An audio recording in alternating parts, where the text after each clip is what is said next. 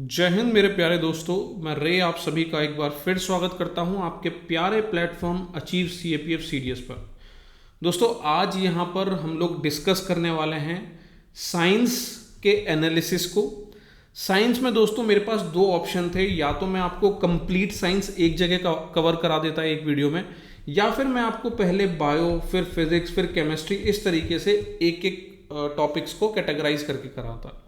मुझे लगा दोस्तों हमें सबसे पहले बायो देन फिजिक्स और केमिस्ट्री एक एक करके कवर करना चाहिए, ताकि हम लोग आराम से समझ सकें कि आखिर हमारा जो इम्प्रूवमेंट का स्कोप है वो कहाँ और कितना होना चाहिए था। ठीक है, तो बहुत जल्द कवर करेंगे हम पूरी कंप्लीट साइंस को आज और कल में, बट ये है कि हमारी जो वीडियो है वो अलग अलग रहने वाली है। आज यहाँ पर बायो देन फिजिक्स और केमिस्ट्री हम लोग आगे फ्यूचर वीडियोज़ में करेंगे।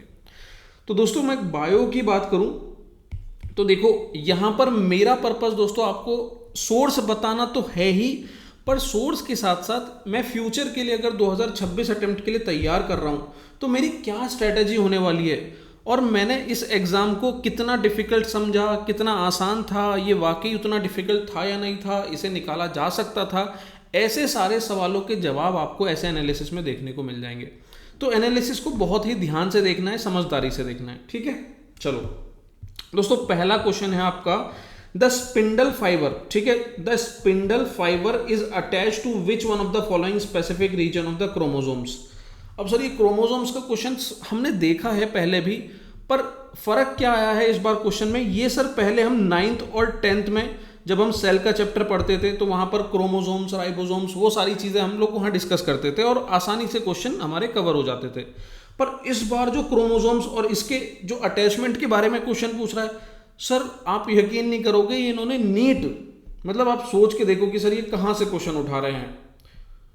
सीएससी वाले कैट लेवल से क्वेश्चन उठा रहे हैं, और ये देखो नीट से उठा रहे हैं। नीट से इन्होंने क्वेश्चन उठाया है सर, ये देखो यहाँ पर 2016 में ऐसा ही क्वेश्चन पूछा गया था कि spindle fibre attached on to, spindle fibre जो है क्रोमोसोम के कौन से पार्ट पे अटैच करता है, सेंट्रोमेयर,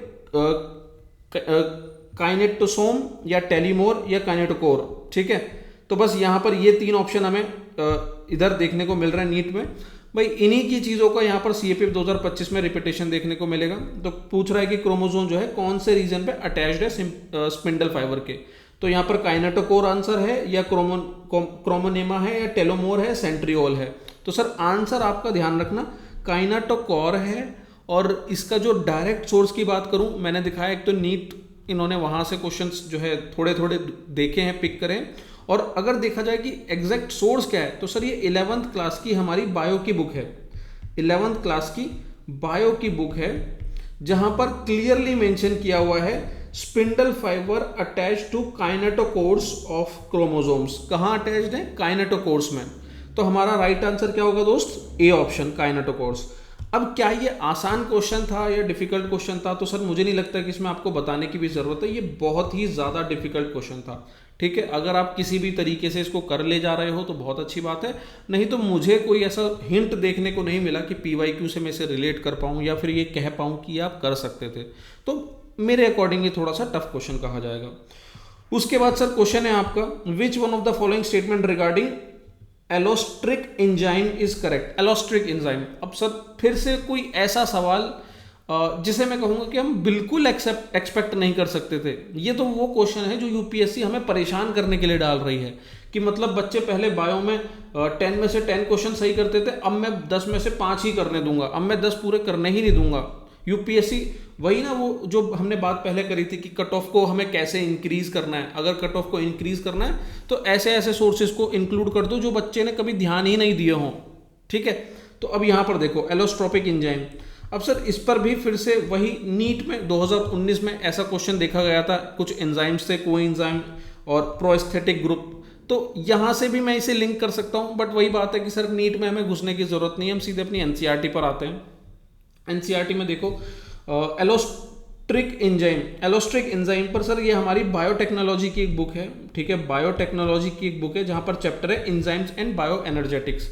वहां पर सर आप देखोगे एलोस्ट्रिक एंजाइम्स के बारे में क्वेश्चन टॉपिक है, मेंशन है, और यहां से एक एक इन्होंने जो है ये जो मैंने हाईलाइट किए हुए हैं यही पॉइंट यहां पर उठाए हुए हैं। जैसे कि सर पहला पॉइंट यहां पर कह रहा है कि allosteric enzyme do not obey Michaelis Menten kinetic. ठीक है। तो ये ग्राफ है, इस ग्राफ को नहीं ओबे करता है। तो यहां पर क्या कह रहा है, जबकि like other enzyme allosteric enzyme also obey Michaelis Menten kinetics. तो क्या ये ओबे करता है? नहीं सर, ये गलत हो गया, क्योंकि यहाँ क्लियरली मेंशन है कि ओबे नहीं करता है। दूसरा कह रहा है कि these enzyme in general consist of more than one protein सब यूनिट। तो क्या ये more than one unit protein consist करता है या नहीं करता? यहां पर देखो, यहां पर कह रहा है कि they are always one sub unit enzyme, ये सिर्फ एक सब यूनिट एंजाइम है, जबकि यहां कह रहा है कि ये more than one protein consume करते हैं, कंसिस्ट करते हैं। तो सर सी भी गलत हो गया हमारा। उसके बाद कह रहा है कि allosteric enzyme result in sigmoidal graph instead of rectangular hyperbola.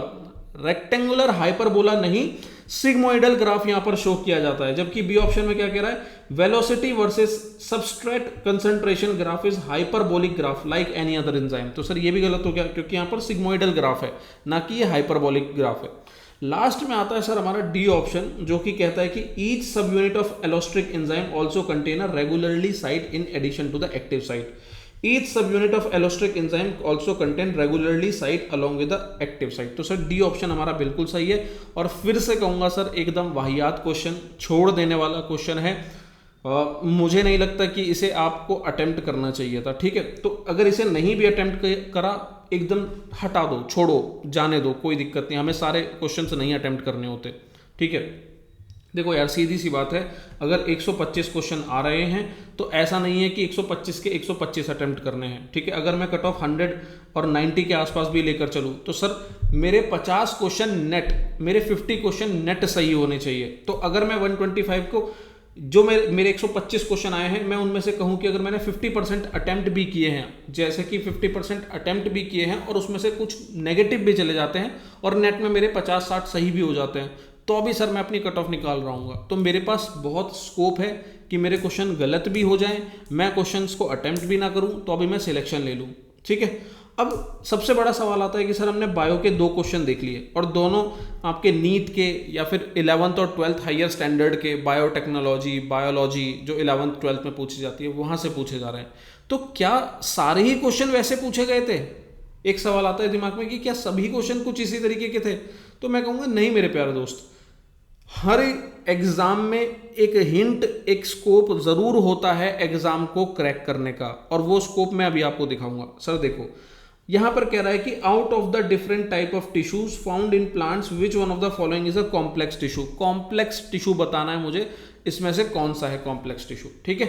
Parenchyma, स्केलेनकाइमा, xylem और कोलेनकाइमा। अब मैं यही बता दूं दोस्त कि जिसको भी ये क्वेश्चन अगर डिफिकल्ट लग रहा है तो आपको प्रिपरेशन थोड़ी सी बढ़ाने की जरूरत है। पीछे के 2 क्वेश्चन डिफिकल्ट थे, मैं मानता था, पर ये क्वेश्चन बिल्कुल डिफिकल्ट नहीं है, क्योंकि इसका डायरेक्ट आंसर आपकी एनसीईआरटी और पीवाईक्यू दोनों में दिया हुआ है, जो कि जाइलम है। अब देखो, यहां क्लियरली मेंशन है, ये मैंने क्वेश्चन भी दिया था गेम चेंजर में, कि xylem is a type of complex tissue in plants for upward conduction of water which one of the following xylem tissue consist of living cell. खैर ये तो एक लेवल आगे बढ़ के पूछ रहा है हमसे, तो सीधा इसने पूछा कि कॉम्प्लेक्स टिश्यू बताओ, जो कि इन्होंने स्टेटमेंट में दे दिया कि xylem is a type of complex tissue. तो भाई यही पूछ रहा है हमसे, और क्या पूछ रहा है? Out of the different type of tissue found in plant कौन सा जो है कॉम्प्लेक्स टिश्यू है? तो जाइलम है, सिंपल सी बात है। अगर मैं एनसीईआरटी की बात करूं तो सर यहाँ पर एनसीईआरटी में भी मेंशन है कि xylem and phloem are the example of such complex tissue, ठीक है। कॉम्प्लेक्स परमानेंट टिश्यू के एग्जांपल हैं ये। टिश्यू बहुत ही इंपॉर्टेंट चैप्टर है सर, इस साल आपके 2 क्वेश्चन यहाँ से पूछे गए हैं, ठीक है। 9th 10th में कई बार कई सारे क्वेश्चंस पूछे जाते हैं, पर इस बार थोड़े से कम पूछे हैं, ठीक है। पर फिर भी मैं आपको दिखाऊंगा कि कहाँ कहाँ हमारे पास स्कोप था। तो ये क्वेश्चन 90 क्वेश्चन जो है हमारे लिए आसान था, ये होना ही चाहिए था। उसके बाद नेक्स्ट पे आ जाओ। Which one of the following region in plant is responsible for the growth of its roots and shoots? Sir फिर से कहूंगा, एक आसान क्वेश्चन टिश्यू से पूछा गया है। एपिकल मेरिस्टेम राइट आंसर है, और ये सर प्रीवियसली अगर आप नोटिस करोगे तो पूछा गया है सीएपीएफ में 2019 में कि the increase in length of stem and root in plant is due to. भाई जो लेंथ स्टेम की और रूट की जो बढ़ती है, उसका जो मेन कारण है वो क्या है? कौन सा मेरिस्टेम टिश्यू है? तो sir apical meristem is the right answer. 79 750 बच्चों ने इसको सही मार्क किया है, और मैं उम्मीद करता हूं कि यहां भी इसे सही मार्क किया होगा, ठीक है। ये बहुत ही आसान क्वेश्चन मेरी अकॉर्डिंग। एनसीईआरटी के सोर्स की अगर बात करूं तो सर एनसीईआरटी में क्लियरली मेंशन है कि एपिकल मेरिस्टेम, ये मैंने कई बार बात बताई है कि ये मेरिस्टेम, तीनों मेरिस्टेम एपिकल, इंटरकैलरी और लेटरल, ठीक है। अली मैंने कोड बताया था, आपको याद होगा, अली याद होगा तो ठीक है, तो इसको याद रखना है। ये प्रेजेंट है ग्रोइंग टिप्स पे, स्टेम के और रूट्स के, और मदद करते हैं इनको इंक्रीज करने में, इनको बढ़ने में, ठीक है। यहां टिप पर होते हैं ये, तो वही पूछ रहा है कि भाई रूट्स और शूट्स की ग्रोथ कहां से होती है, कौन से मेरिस्टेम टिश्यू से होती है, तो apical is the right answer, ठीक है। क्लियर है, चलो आगे बढ़ते हैं। सर देखो, मैंने अभी तक आपको 4 क्वेश्चन दिखाए, 4 में से 2 आपके डिफिकल्ट लेवल के थे जो आप अटेम्प्ट नहीं कर सकते, रिमेनिंग 2 मैंने आपको डायरेक्ट आपके एनसीईआरटी वो भी 9th क्लास से दिखाए जो आपको अटेम्प्ट करने ही चाहिए थे। अब आगे देखते हैं, आगे क्या है। Which one of the following arteries supplies blood to the human heart of muscle. अब सर इसमें से बहुत बच्चों को कंफ्यूजन हो रहा था कि सर पल्मोनरी आर्टरी होगा या रेनल आर्टरी होगा या हेपेटिक, ज्यादा तो बच्चे यही मार्क कर रहे हैं, बट आंसर सर ये नहीं है, आंसर है कोरोनरी आर्टरी। और मैं फिर से कह रहा हूं कि यार प्रीवियस ईयर क्वेश्चंस पर फोकस करो। आप लोग अगर मतलब ये क्वेश्चन भी गलत कर रहे हो ना, देखो यार पीवाईक्यू में डायरेक्टली ये चीज मेंशन है, ऐसा नहीं है कि मैं कहता हूं कि मान लो यार ये क्लास 11th और 12th से पूछा गया क्वेश्चन है, आपकी 9th 10th में था ही नहीं, पर आपके पीवाईक्यू में तो था। यहां पर देखो सर, ये स्टेटमेंट देखो, ये क्वेश्चन है आपका सीडीएस 2014 का, यहां पर पहला ही स्टेटमेंट पढ़ो बस। क्या कह रहा है कि coronary artery supplies blood to the heart muscle, ठीक है। और यहां पर क्या पूछ रहा है कि ह्यूमन हार्ट मसल को सप्लाई कौन सी आर्टरी करती है ब्लड, तो भैया कोरोनरी है कि नहीं है, क्लियर है, दिख रहा है यहां पर आपको, यहां नहीं दिख रहा तो यहां देखो सीडीएस 2022 में कोरोनरी आर्टरी, ठीक है, ये दिया हुआ है, यहाँ चारों दी हुई है सर, आप देखोगे ना, मतलब खास बात देखो सर कैसे प्रीवियस ईयर से क्वेश्चन पूछे जा रहे हैं। यहाँ 4 ऑप्शन दिखेंगे आपको, pulmonary artery, renal artery, coronary artery, hepatic artery, और यहाँ चारों ऑप्शन देखो sir, coronary artery, pulmonary, hepatic artery, renal vein, ठीक है। ये चारों ऑप्शन सीधे के सीधे यहां दिख रहे हैं। तो अगर मैंने इस क्वेश्चन में समझा होता कि इनके फंक्शंस क्या हैं, तो सर मेरे को पता होता एक एक आर्टरी का, एक एक वेन का फंक्शन क्या है। और फिर से देखो सर, यहां मैच करा रहा है, ठीक है, मैचिंग में आंसर आपका ए है। अब ए में क्या दिख रहा है, कोरोनरी आर्टरी को किससे मैच किया गया है सर, कोरोनरी आर्टरी सी में टू को मैच किया गया है, तो कोरोनरी आर्टरी का फंक्शन क्या दिख रहा है यहाँ पर, coronary artery carries blood to the heart muscle.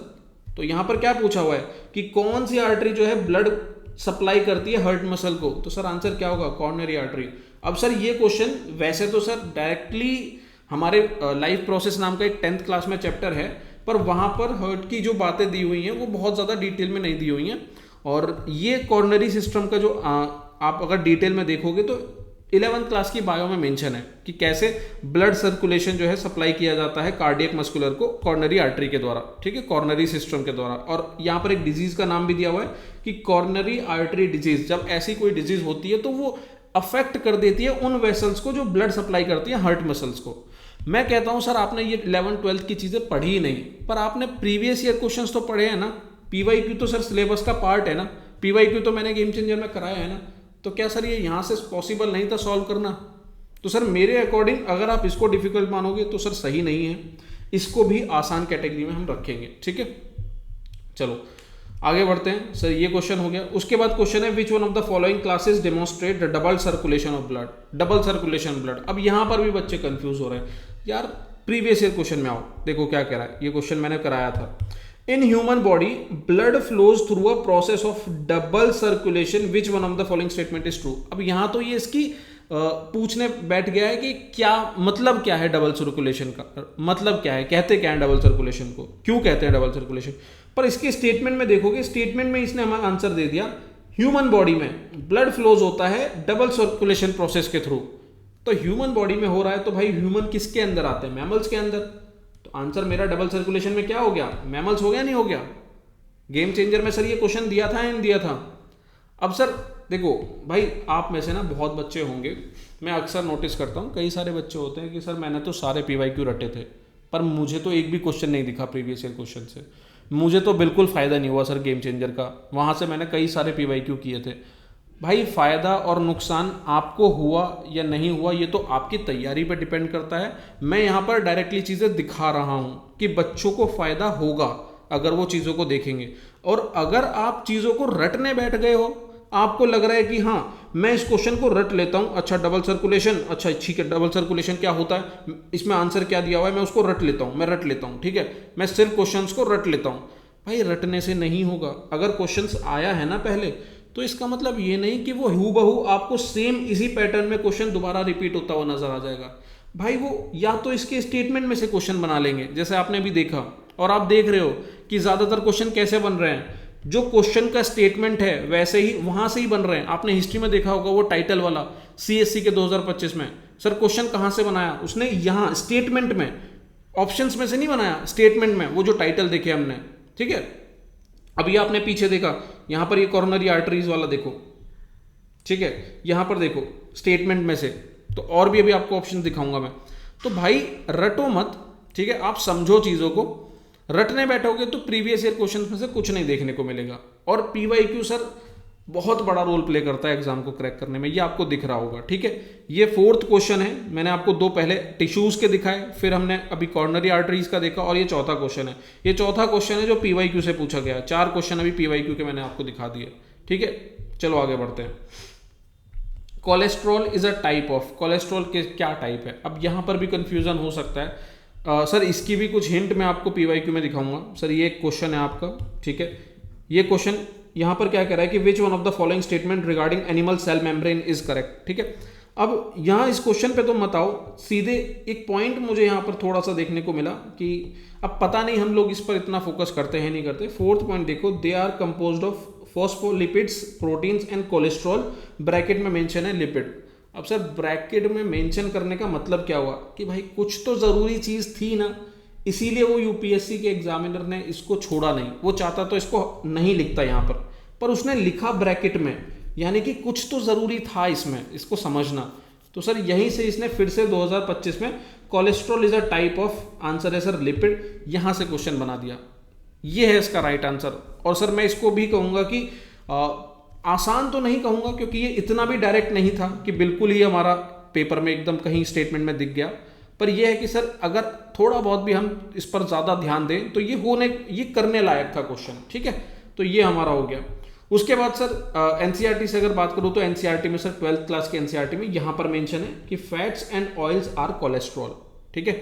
और इस पेज से पहले भी क्वेश्चन पूछे गए हैं, आपने अगर याद हो सीएपीएफ में भी आपसे पूछा गया था कि ग्लूकोज इज क्या, ग्लूकोज इज, जैसे यहां पर पूछ रहा है ना कि cholesterol is a type of, ऐसे ही यहां पर पूछा था कि glucose is a type of, तो ये कार्बोहाइड्रेट है।